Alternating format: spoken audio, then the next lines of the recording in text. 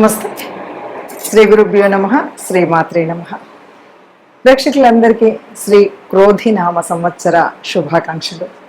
కొత్త సంవత్సరం తెలుగువారికి, ముఖ్యంగా హిందువులకి కొత్త సంవత్సరం అనగానే మనకి ఆనందోత్సాహాలతో, కొత్త ఆశలతో, కొంగొత్త ఊహలతో ఈ సంవత్సర కాలం అంతా మనం ఎలా ఉండాలి, ఎలా ఉంటే బాగుంటుంది అని ఆశలన్నీ కూడా ఒకచోట కుప్పబోసి ఆ ఆశలకి అనుగుణంగా మన ఆశయాలు ఉండాలని కోరుకునేటువంటిదే ఉగాది.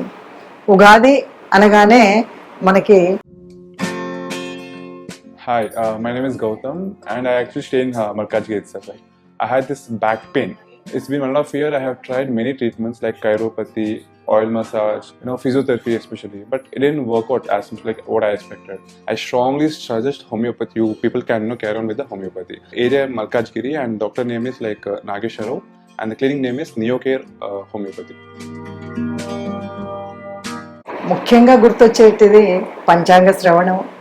మన ఈ సంవత్సరం అంతా కూడా మన యొక్క రాశి ఫలాలు ఎలా ఉన్నాయి, వీటిల్లో మరి ఉన్నటువంటి ఈ రాశి ఫలాలకు అనుగుణంగా మనం ఎలా ఉండాలి, ఏ ఏ గ్రహాలు అనుకూలించట్లేదు, ఏ ఏ గ్రహాలు అనుకరిస్తున్నాయి, మరి అలాగే రాజ్యపూజ్యం ఎంత, అవమానం ఎంత, ఆదాయం ఎంత, వ్యయం ఎంత, వీటన్నింటికి అనుగుణంగా మనం ఏ రకమైనటువంటి ప్రణాళిక వేసుకోవాలి, ఇవన్నీ ఆలోచిస్తాం.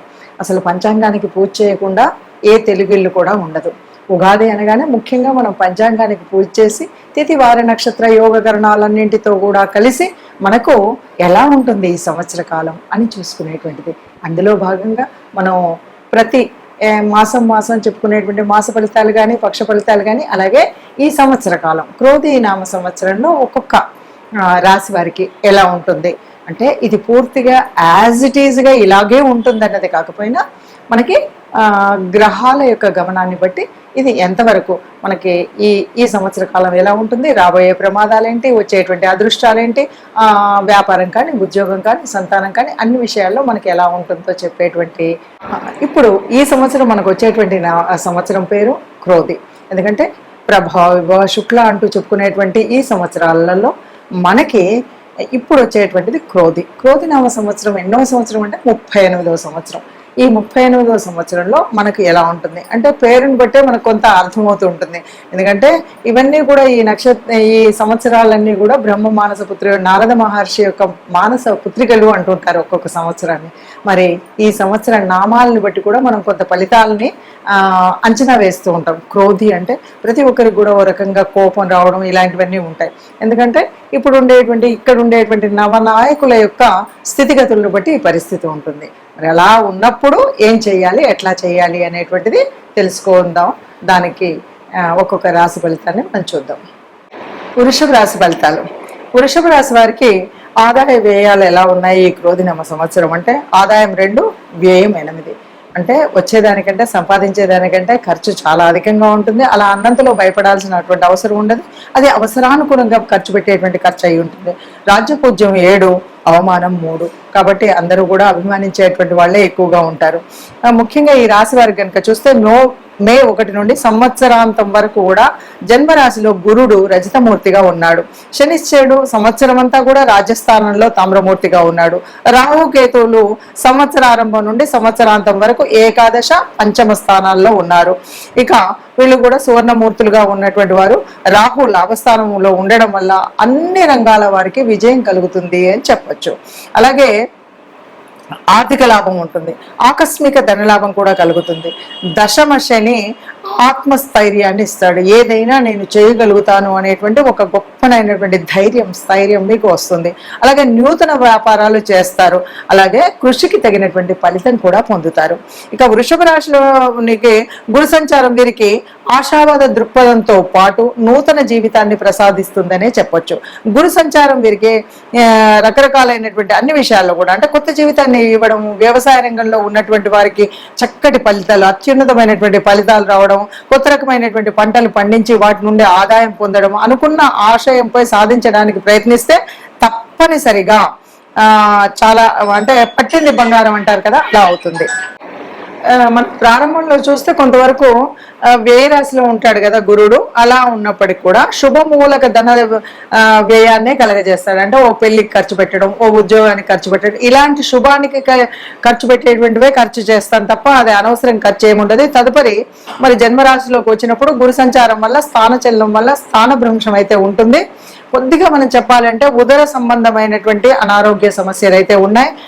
తర్వాత కొంత కండరాలకు సంబంధించినటువంటివి, తలకు సంబంధించినటువంటి కొన్ని నొప్పులు ఇవన్నీ కూడా ఉంటాయి. వీటి అధిగమించడానికి గురువారం రోజు మనం ఎవరైనా సరే ఈ రాశి వాళ్ళు శనగలు ఇలాంటివి దానం చేయడం అనేటువంటివి చేయాలి. వ్యవసాయదారులకు కృషి ఫలిస్తుంది. ఎవరైతే ఇప్పుడు రైస్ మిల్లులు ఇవన్నీ ఉంటాయి కదా, వీళ్ళందరికీ కూడా గతం కంటే ఆశించినటువంటి ప్రయోజనాలు చాలా ఎక్కువగా కనిపిస్తాయి.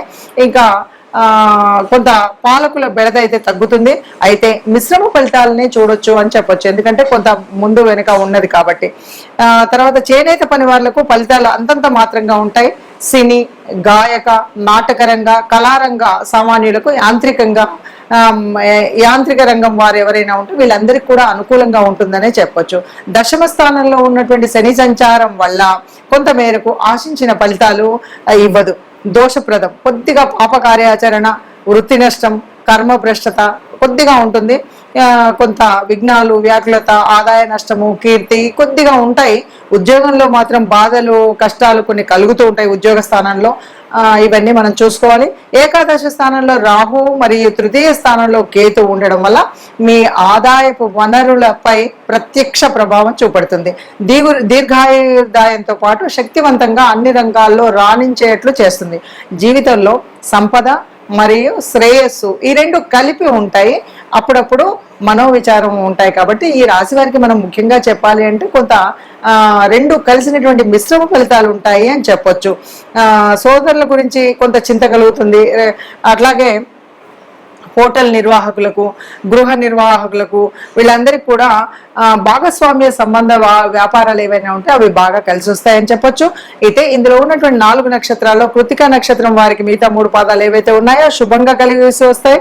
అట్లాగే రోహిణి నక్షత్రం వాళ్ళకి కొంత అంటే నవంబరు ఈ నెలల్లో కొంత దుష్ప్రవర్తన ఇలాంటివన్నీ ఉంటాయి. మృగశిర నక్షత్రం వారికి అక్టోబర్ నెలలో సరి అయినటువంటి నిర్ణయాలు తీసుకునేటువంటి చేయకపోవడం వల్ల కొద్దిగా ఆర్థికపరమైనటువంటి ఇబ్బందులు ఎదురవుతాయి అని చెప్పొచ్చు. విన్నారు కదా, మరి ఈ రాశికి మనకి ఇలా ఉంది అని చెప్పినప్పుడు ముఖ్యంగా ఇది ఒక్కొక్క మాసానికి ప్రత్యేకించి చెప్పట్లేదు, పూర్తిగా సంవత్సర కాలానికి. ఒక సంవత్సర కాలము అంటే మనం చక్కగా ప్రణాళిక వేసుకోవచ్చు.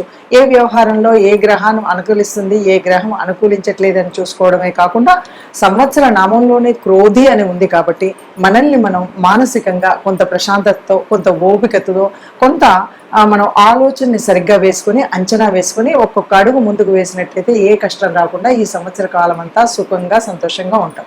ముఖ్యంగా మనం ఆశించేది ఏంటి అంటే అందరం కూడా సంతోషంగా ఉండాలి, అందరం కూడా ఆనందంగా ఉండాలి, అందరికీ అన్ని ఉత్సాహంగా చైతన్యంతో కూడినటువంటి పనులే జరగాలి. అందుకే మనం కొత్త సంవత్సరం అనగానే నవనవలాడుతున్నటువంటి ఆ చైతన్యం అంతా కూడా ప్రకృతిలో అంతా కూడా పరవశించి కొత్త చైతన్యాన్ని, కొత్తదనాన్ని, కొంగొత్త ఊహలతోటి కనిపించేటువంటి ఒక ప్రకృతి తత్వాన్ని మనం ప్రేమిస్తాం, ప్రకృతి తత్వాన్ని పూజిస్తాం. ఆ ప్రకృతి తత్వాన్ని పూజించేటువంటి మనకు, ప్రకృతిలో పరమాత్మ ఉంది అని చెప్పేటువంటి మనకు గ్రహాల యొక్క అనుగ్రహం కలగడం కోసం చేసేటువంటి పూజా విధానం ఉంటుంది. అందుకే మనం పంచాంగాన్ని పూజించాము. అందులో ఉన్నటువంటి పరమాత్మ తత్వాన్ని తెలుసుకుని గ్రహాల అనుకూలత కోసం మనం ఏ గ్రహాలు అనుకూలించట్లేదో దానికి అనుకూలంగా మనం గ్రహశాంతి కానీ, ఆ గ్రహాలకు సంబంధించినటువంటి స్తోత్రాలు కానీ చదువుకుంటూ ఉంటే సుఖంగా ఉంటామని చెప్తూ సర్వే జనా సుఖినో భవంతు. నమస్తే.